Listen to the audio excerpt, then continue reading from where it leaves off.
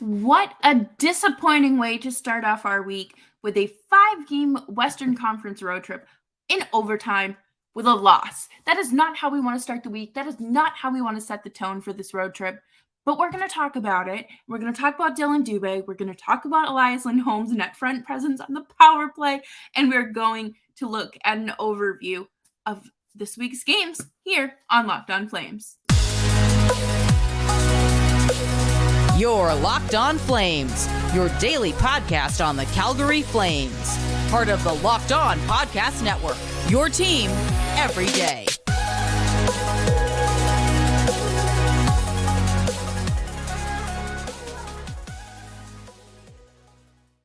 Hello, everyone, and welcome to Locked On Flames. Happy Monday, and thank you so much for joining me today. Well, I'm Jess Belmosto, first of all. Hi, hello.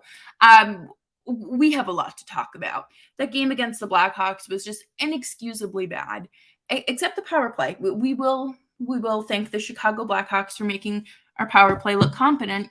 But before we dive into all of our greatness and awfulness, the good, the bad, the ugly here, please make sure that you're subscribed to Locked On Flames wherever you get your podcasts. We're available on YouTube as well, free 99, and I'm trying out a new production schedule this week, so I hope that you guys like it and you can give me a little bit of feedback if it works for you and you kind of like the consistency a little bit more with the timing and whatnot.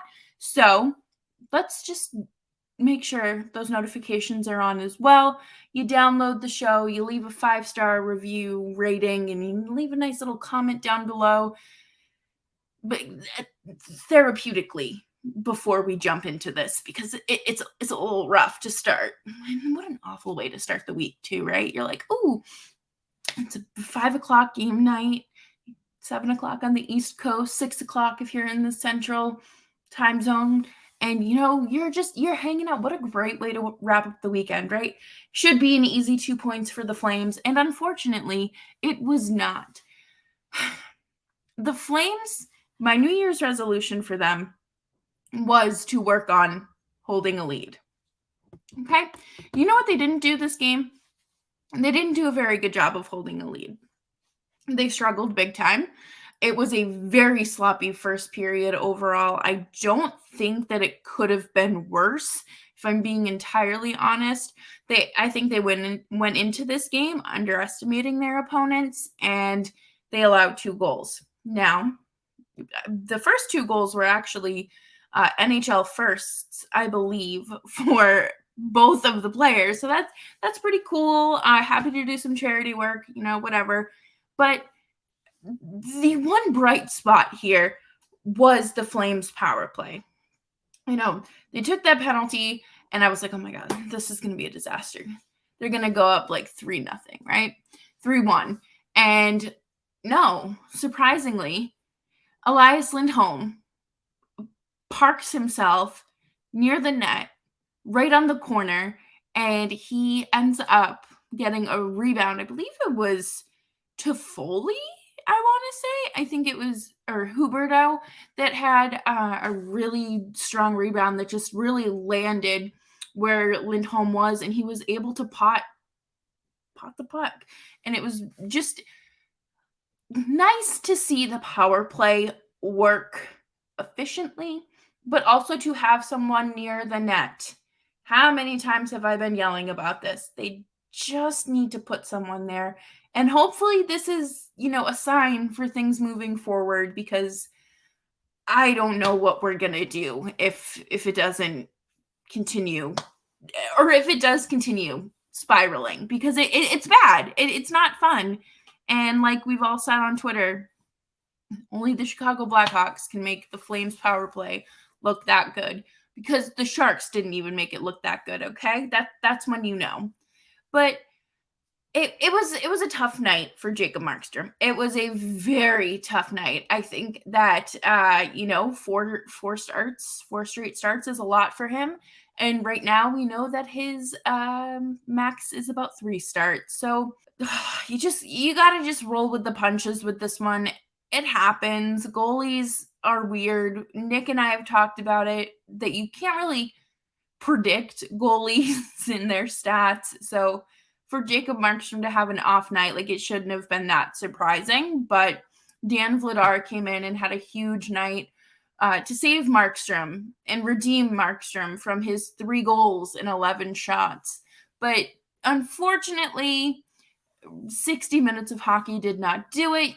Flames had goals from Huberdeau and then Kadri with the equalizer, and then Dylan Dubé put the Flames in another tough spot. But. So Dylan Dubé ended up having a really crummy incident on the ice tonight where he was boarding a Chicago Blackhawks player and could potentially cost him a suspension, could get him a game or two. But, you don't leave your feet when you're going for a hit. And Dubé quite literally, jumped. Thankfully, the guy wasn't in a super dangerous position where he could have gotten severely hurt. I think the player was able to duck out of the way a little bit. But Dubé he was headhunting there because there was no other spot for him to hit other than the guy's head. It wasn't like, the player is kind of facing the glass and, kind of leap and go for shoulder contact or anything like that. So, I don't think Dubé would be able to make a strong case there. I wouldn't be surprised if he does get a 1-game suspension and you see Pelletier slide into the lineup. I mean, hey, it happens. That's how some guys just get their break into the NHL. But, I don't want Dylan Dubé's progress to be overlooked because of this suspension, a potential suspension or a fine or, that one play. He has been playing very well. And I thought that him and Max Domi were going to go at it tonight, but they didn't. Refs wouldn't let them fight. And that could be a very good thing because I don't know how Dubé is as a fighter. And Max Domi is not the guy you want to have your first fight against. But yeah, Kadri, props to him. That's what you signed him for, to have those clutch goals, to have those important goals. And 2 points is 2 points, regardless of who it's against, if it's your division or not. Only getting 1 point still puts them above the Oilers in the race for the wild card spot. And they're just kind of in the middle of the pack with the rest of the Western Conference. So we're going to have to see where the rest of this week goes. These teams that they're playing, St. Louis, the Stars, and the Predators are all kind of in that mix as well. I'm really looking forward to playing Dallas. I think that'll be so much fun. Playoff rematch with a very different roster. But coming up next, I am going to take you through an overview of the Blues and how they are just devastated with their injuries. And, the Flames have been very lucky about that. But the Flames are playing 2 games in a row against the Blues. So, we're going to have to talk about it. But first, today's episode is brought to you by Athletic Greens. And our next partner has a product that I use literally every day. And it has helped with my energy, my stomach, and it is just such an easy way to get your vitamins and minerals and everything that you want to pack that punch for your immune system in one scoop. All you have to do is take a scoop, put it in your glass of water in the morning, mix it up, and you're drinking like a tropically flavored water. It's great. Athletic Greens is less than $3 a day, so you're investing in your health, and it's less expensive than your cold brew habit. There's no GMOs, there's no nasty chemicals or anything artificial, and it's still tasting good. I think that a lot of people are really focusing on their gut health and just packing more good things into their day, and do it with one easy step. Right now, it's time to reclaim your health and arm your immune system with convenient daily nutrition. It's just 1 scoop in a cup of water every day. That's it. No need for a million different pills and supplements to look out for your health. To make it easy, Athletic Greens is going to give you your first year of immune-supporting vitamin D and 5 free travel packs with your first purchase. All you have to do is visit athleticgreens.com/NHL network. Again, that is athleticgreens.com/NHL network to take ownership over your health and to pick up ultimate daily nutritional insurance. Thank you all for following along here at Locked On Flames. As always, I'm Jess Belmosto, and I'm happy to serve as your host. And, make sure you're following me on Twitter for all your game day updates and just live tweets and random thoughts throughout the day. And, all right, so the Flames played 2 games in a row against the Sharks, and that's what they're doing with the Blues as well. The Blues, even though the Blues have this slew of injuries going on, the Blues aren't going to make it easy to win. And if this team puts on the performance that they put on tonight against the Blues, I think it's going to be an abysmal game. Some of the big names are out for the Blues. Ryan O'Reilly, Tarasenko, Torrey Krug, Nick Leddy, all suffering from pretty significant injuries and are out long term. Right now, the Blues are 19-18-3. They are 6th in the division, and they're just another Western Conference team that is just there. They're just there. Last time I checked, they just crushed the Wild 3-0, and I always love when they play each other because they have this fun rivalry, and I think it's great. But there are some big names again missing for St. Louis, but that doesn't mean that it's going to be a cakewalk. Jordan Kyrou leads the team with 19 goals, and Buchnevich has 13, and Saad has 12. So you're not going to be getting, something that's super productive, super, super, super productive like the Oilers, but you're still going to have to battle and really make sure that you're limiting their scoring chances. Otherwise, they will walk all over you the way that they walked all over the Wild last night. I'm sure if you go listen to Locked On Wild or Locked On Blues, you'll hear all about it. And if Markstrom's starting, he cannot play the way that he played Sunday night against Chicago. I think that it is just too much of a risk and a liability to have him out there. See how he looks in practice and figure out if it should be him or Vladar starting. Does he need a little rest? And based on Vladar's performance against Chicago, I say you start him. He was tracking the puck. He was like a cat with a little laser pointer. He looked fantastic. He had some wild saves. He had this save against from Max Domi that he just knew it was coming. It was of his peripheral, and he was just tracking so fantastic. And it's something that I think that kind of plays more into his strengths right now, and it's not necessarily Markstrom's strongest point. And that's okay, because guess what? That's going to happen, and that's why you have 2 goalies, okay? I can only imagine how heavy it is for, and how stressful it is to carry that kind of workload. And speaking of goalies, oh boy, Thomas Greiss just got the shutout, obviously, against Minnesota, and I don't know what the goaltending situation is truly like in St. Louis. I just know that Jordan Binnington is absolute garbage with an .892 save percentage and a .327 goals against. What a fall from grace he's had. What a fall from grace. He had that great Stanley Cup run, and that was it. And I knew they invested so much money in him just for him to stink. So,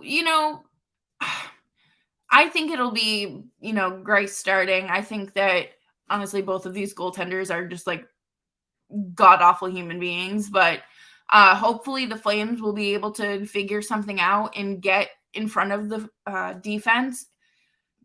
the Blues are missing half of their typical top 4 defense, with Leddy and Krug being out. So I'm interested to see how they adjust in these 2 games. And, Tarasenko being out is a blessing. But then this also leads me to wonder, is he going to walk in free agency, because he's had so many health issues with the Blues and he's claimed mismanagement and whatnot. But anyways, that's another rabbit hole. I would listen to Locked On NHL or Locked On Blues for that one. But, I want to see the Flames go out there and do what they do best. Play hockey. They kill those penalties. No, seriously, I want to see them go out there and just, I don't even want to say walk all over the Blues, because they're not going to be able to do that. I want to see them go out there and play a full, strong 60 minutes of hockey. That's it. That's all I'm asking for, because I think the first game, they're kind of lucky here in terms of being able to play the 2 games, because Tuesday rather, you can pick out the bad, what they're doing wrong, and kind of, say, okay, these are their weaknesses. This is where we can capitalize on that and really bunch it together into a stronger 60 minutes of hockey on the following game. So, I mean, it really does depend on who's starting for both teams, but I know that the Flames defense is going to have to go out there and defend strongly. I think that they've gotten very good in terms of their positioning and transitioning. They had a really ugly line change that led to a goal. So hopefully they don't do that again. I'm very tired of bad line changes determining outcomes of games. If you know, you know. St. Louis will absolutely take advantage of a line change. So, maybe we just, again, stick to the fundamentals. And again, I want to see Lindholm more in front of the net on the power play like that. Or at least someone who is going to not be afraid to, do something while they're there and not just stand there. But coming up next, I thought that we would do a little 5-game road trip overview and talk all about, playing the middle of the pack and opponents that you match up well against. And before we dive right into that, though, I do want to take a minute to talk about our friends at BetOnline. And BetOnline is your number one source for all of your sports betting info, stats, news, and analysis. Get the latest trends and odds for every professional and amateur league. It is NFL football time. It is time to place your bets on Super Bowl favorites. Don't do anything for the Cowboys, because they are probably not going to beat Tampa next week after their performance this week. And BetOnline has you covered from A to Z. They're the fastest and easiest way to get into sports betting, and the information is readily available at your fingertips on their website or on your mobile device. BetOnline, where the game starts. I really think that this is a true test for the Flames, because these are all teams that you could play in the playoffs, minus Chicago. But you have these 2 games against St. Louis, which I just talked about, right? And you want to be snagging all of these points. Very similar to the Pacific Division run that they had before Christmas there. It was all about taking the points, because it's more than just, okay, this is going to just go to an Eastern Conference team where the standings don't matter. They do here, because teams are in wild card spots. These 2 points could put a team in wild card spots or push them into, a top 2 position. The Stars in Nashville. The Stars have been red hot this season. They have been very lucky. I remember saying that they would end up progressing because that's just the pattern that they've fallen into. And this I'm just looking it up right now, and the Stars just beat the Panthers. Oh my goodness. 5-1. Jason Robertson scored twice, and the Dallas Stars defeated the Panthers 5-1 at American Airlines Center. That is nuts. 5-1 against the Panthers. But I think that, again, that's another very scary thing for the Stars is their offense, because it's not just one player scoring. They do have solid depth scoring. They have their defensemen scoring. You know what? I'm sure Ottinger, he would score a goal too if he could. And I wouldn't put it past him. But personally, I'm really looking forward to the energy of like a playoff matchup, because that's the last time these two teams saw each other, and how exciting is that? Because such a different team for the Flames, and I'm just wondering if Ottinger is going to start, if he gives into the Flames voodoo this time. With Nashville, I think that it is very much something that you don't know what you're getting. You don't know what you're getting from Nashville the same way you don't know what you're getting from the Flames most nights. They have been playing fairly well. I mean, they're not a team that goes on these up and down hot streak, or they'll go streaking in a positive direction for a while. Things did look pretty bad in Nashville, but again, I think that they're one of those teams, just like the Flames, middle of the pack, wild card team that just sits there, that just they know that they can make the playoffs if they just coast through the season, play middle of the ground. I guess UC Saros has been having like a really hard time. I mean, I don't think he's just facing a higher average of shots, which is great because the Flames do that very well. They're not always pretty shots, but they're shots, and he still has to stop them. So he's tired. The defense, I guess, isn't really working at all. But I think the Flames will have an easier path there than they would with Dallas. I am very interested to see how this goes, mainly again because these are two teams that are just in the middle of the pack that don't really know what they're doing, and if they don't have an identity. The Flames don't have an identity anymore. They had an identity for one season, they did great, and now it's gone. And same with the Preds. They don't have a really solid forward group at all. They don't. And I'm very interested. Take a shot every time I say I'm interested, to be honest. But I want to see how these two teams pair up against each other. I have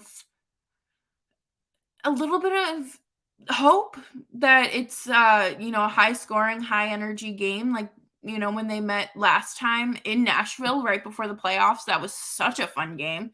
But you never know, and we will just have to see how this all pans out. And maybe this week I will have a guest on for our Nashville preview. I guess that would technically be next week. So we'll see where that leads us. And hopefully you're all ready for some matinee hockey on Saturday. I'm so excited. Just sit on my couch with snacks, maybe order some takeout, just relax, have a nice day watching hockey, the Stars and the Flames. No Game 7 anxiety. I will just be vibing. And I hope you do as well. And I hope you have a fantastic week. As always, this is Locked On Flames, and I'm Jess Belmosto. Make sure you leave your ratings and reviews on Apple, and you can rate us on Spotify as well. And until next time, bye-bye.